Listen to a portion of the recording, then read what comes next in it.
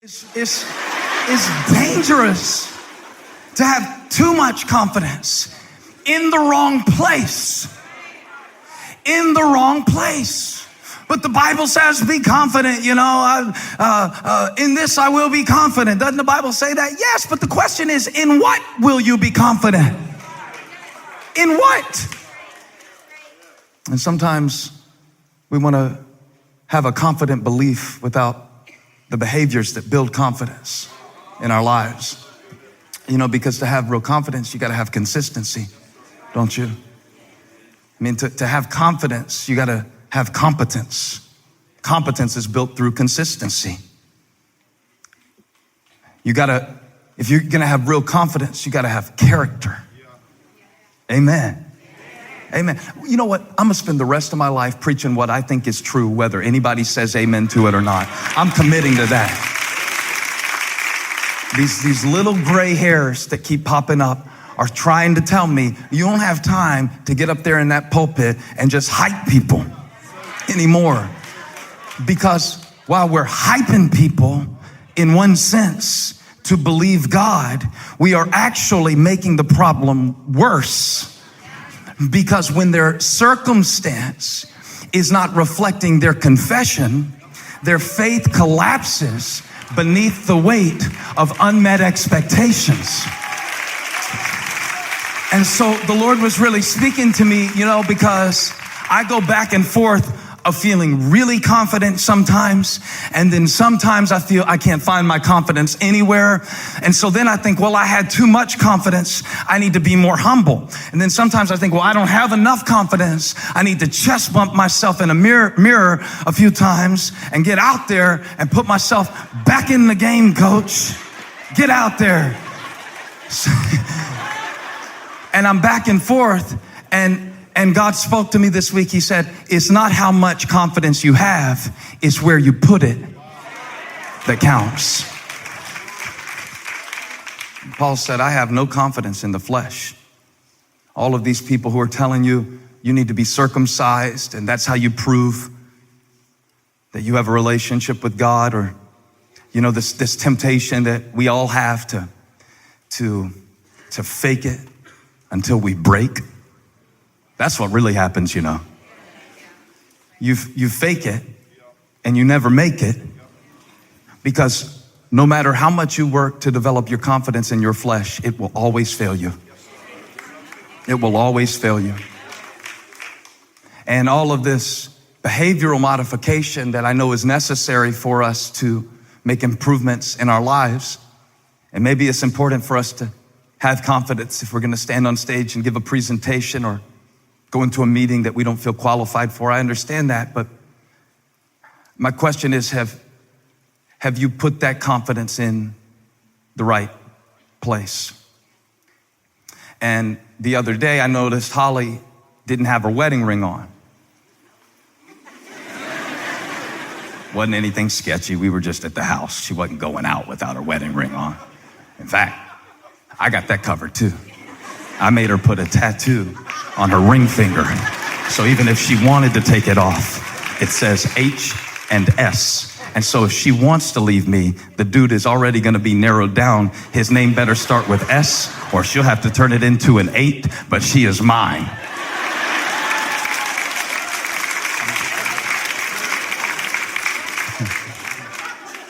But I said, where's your ring? She said, oh, I put it over here. I was washing the dishes. And I asked her a question. I didn't have to say much. I said, is that a good place to put it? Because listen, she lost it once. And when she lost it, we had insurance, and she got a better one. So now I'm starting to wonder, are you trying? Ask somebody next to you, is that a good place to put it? Because you keep putting your confidence in people, and you keep putting your confidence in your performance, and you keep putting your confidence in your ability to be disciplined. And I'm gonna exercise, and I'm gonna stay on my diet this time, and I'm gonna pray for 15 minutes every day. You know, I hear people say sometimes, I gave up on God because some people in the church let me down. But let me ask you a question. Your relationship with God is so precious. Why would you put your confidence in God in how people treat you? People will always let you down. People will always fall short. Even if they have good intentions, they have limited ability. Do you really want to put it in people? Haven't you spent enough time trusting in people to meet your needs? I feel like preaching.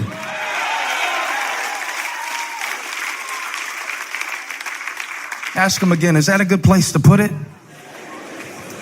Do you really want to put confidence in your flesh, your effort, your ability to keep the law? Now, Paul said, if you want to play the game of who has more reasons to be confident on the basis of lifestyle or legality, he says, if you want to play the game, whose circumcision is better, let's play. Watch this. He starts reading off his resume. And what a weird game this is. Watch this. You know, people try to top everything. Paul's like, my circumcision is better than your circumcision. Because watch, verse 5.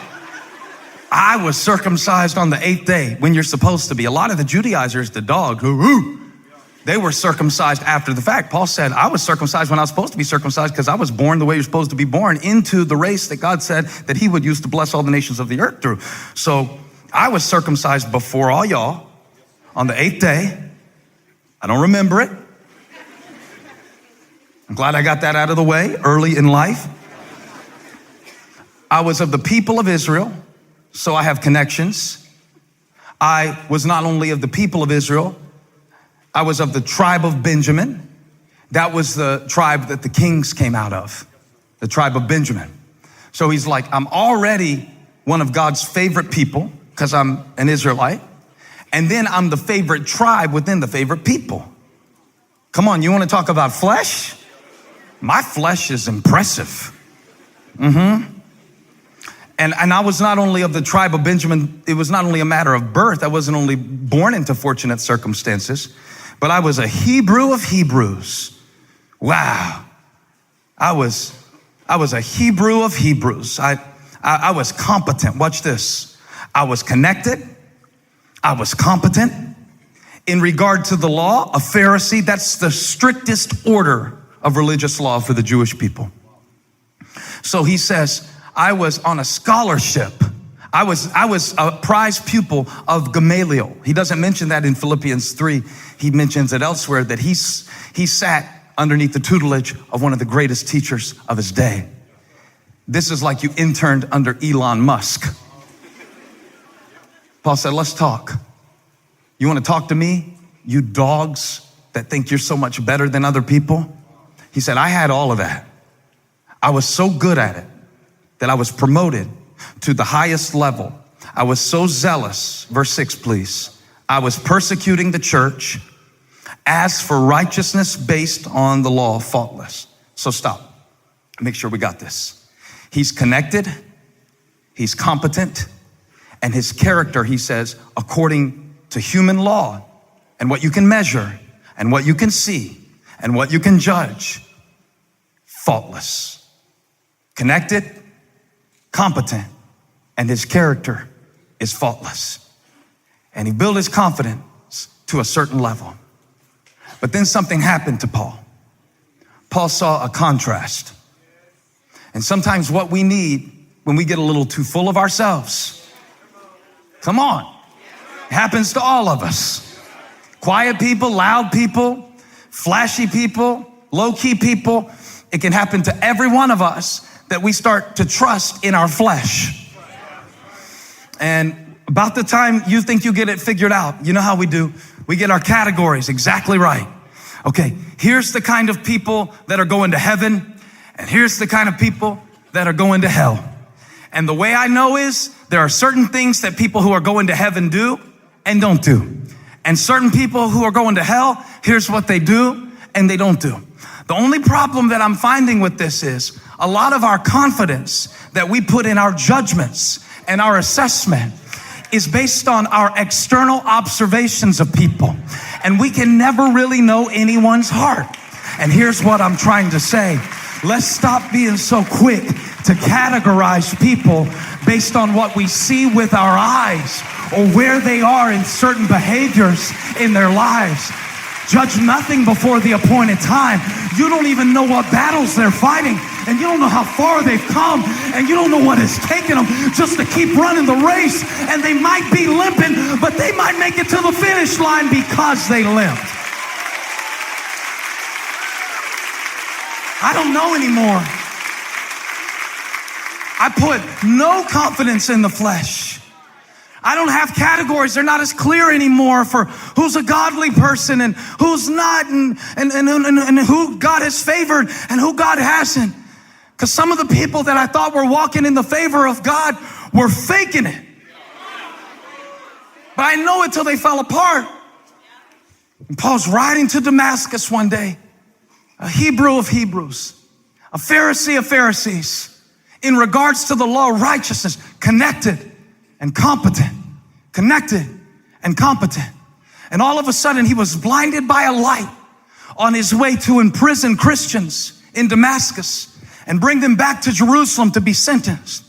And something happened to him that will happen to all of us in one way or another.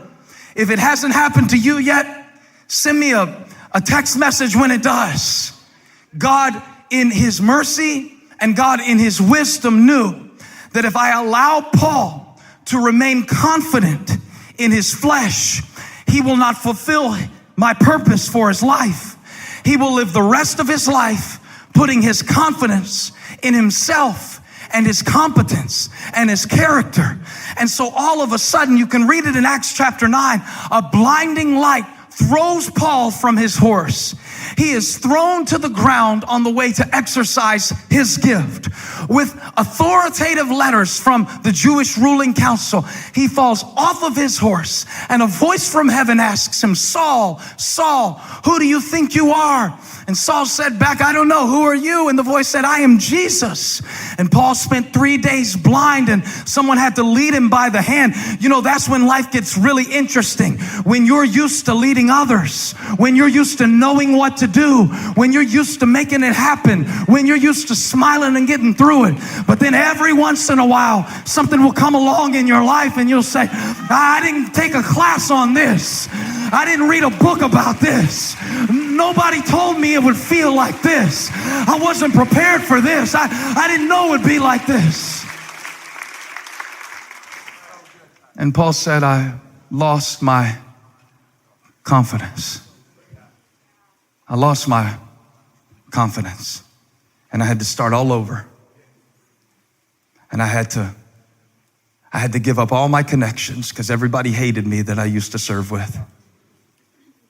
And I had to start all over because I didn't know how to preach Jesus because I just met him. And I had to humble myself, and I had to reevaluate my character because I had been comparing myself to others." You know how we do? If you compare yourself to others long enough, you will come to the place eventually. If you're not there yet, you'll get there. Just keep doing it. Keep comparing yourself to others. Just keep right on doing it. And do it to make yourself feel better. Do it. When you see somebody whose kids are on drugs, you just silently tell yourself, "My kids would never do that." Go ahead and do that. Just go ahead and do it. Just go ahead and do it. When you see somebody who's not married, I'll tell you, if they did that, go ahead and compare yourself to them because you're better than them. That's why you're married and they're not. Just go ahead and compare.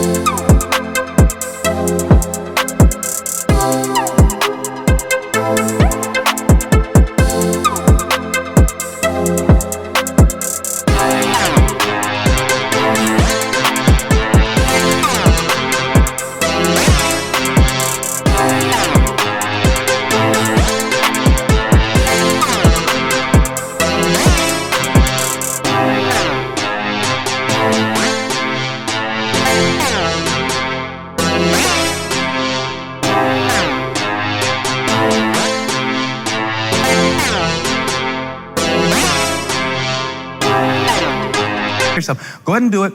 Go ahead and do it too, the other way too. Go ahead and compare yourself to people that are better than you all the time, just all the time. Look at everybody sucking in on the gram, and then compare yourself bloated after a whole day of running your kids around, and then compare yourself who didn't have time to eat healthy because you actually care about other people, and that's why you had to go through McDonald's. But compare yourself to them. You won't even know that they're selfish, and that's why their body looks like that, because they never have time for anybody else, and all their things going. Here's what I want you to do. I want you to completely compare out of context for as long as you can. And don't ask the question, like they're real successful on their job, but I wonder, are they happy? Don't ask that question, because if you could compare across all the categories, you might see that their success is costing them their fulfillment. But don't do that. Just compare, just completely take it all out of context and compare what people show you to what you can see, and don't take time to wonder what's really going on. And don't take time to stop and think about how they're so gifted and they're so wonderful. Just compare yourself to them until you feel so terrible that the only place left for you to go, the only thing left for you to conclude, the only thing left for you to do is to fall down off your horse and say, God, I'm sick of myself. I'm sick of false standards. I'm sick of worldly measurements. I'm tired of my flesh. I'm tired of keeping up. I'm tired of falling short. I'm tired of looking around. And in that moment, you will come to the point that Paul came to in verse 7, where he said, I compared myself to everyone else so long, and it finally brought me to a point, not because I hit the bottom, but because I was on top. And then something happened in my life. I compared myself to Jesus. And when I compared myself to him, I didn't have anything left to brag about.